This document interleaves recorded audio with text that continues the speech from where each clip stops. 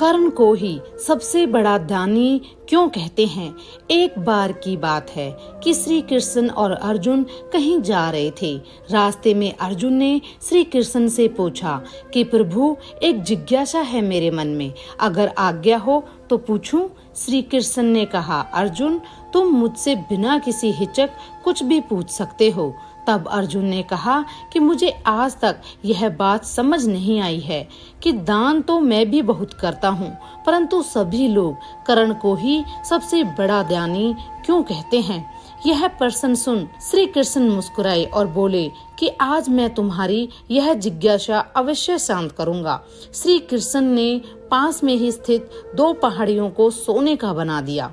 इसके बाद वह अर्जुन से बोले कि हे अर्जुन, इन दोनों सोने की पहाड़ियों को तुम आसपास के गांव वालों में बांट दो। अर्जुन प्रभु से आज्ञा लेकर तुरंत ही यह काम करने के लिए चल दिया। उसने सभी गांव वालों को बुलाया, उनसे कहा कि वह लोग पंक्ति बना लें।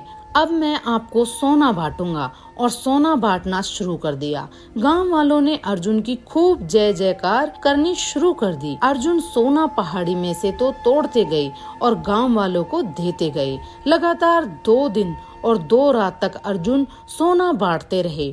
उनमें अब तक अहंकार आ चुका था। गांव के लोग वापस आकर दोबारा से लाइन में लगने लगे थे। इतने समय पश्चात अर्जुन काफी थक चुके थे।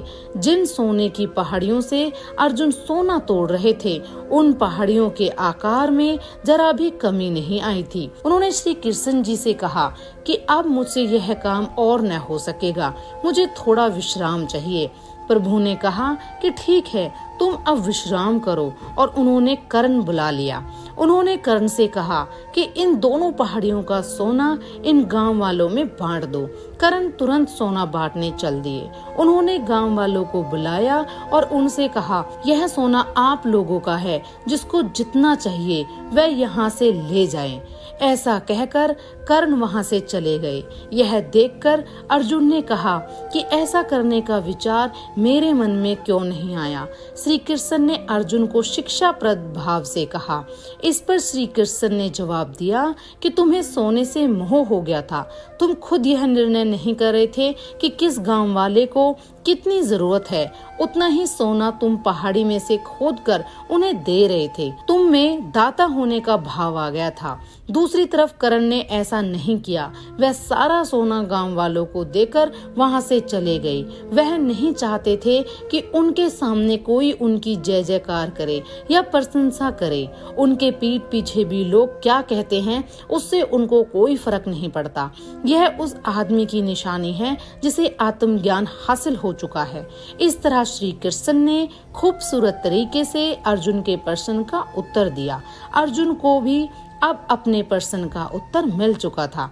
कथा सार: दान देने के बदले में धन्यवाद या बधाई की उम्मीद करना भी उपहार नहीं, सौदा कहलाता है। यदि हम किसी को कुछ दान या सहयोग करना चाहते हैं तो हमें यह बिना किसी उम्मीद और या आशा के करना चाहिए, ताकि यह हमारा सत्कर्म हो, ना कि हमारा अहंकार। जय श्री कृष्ण।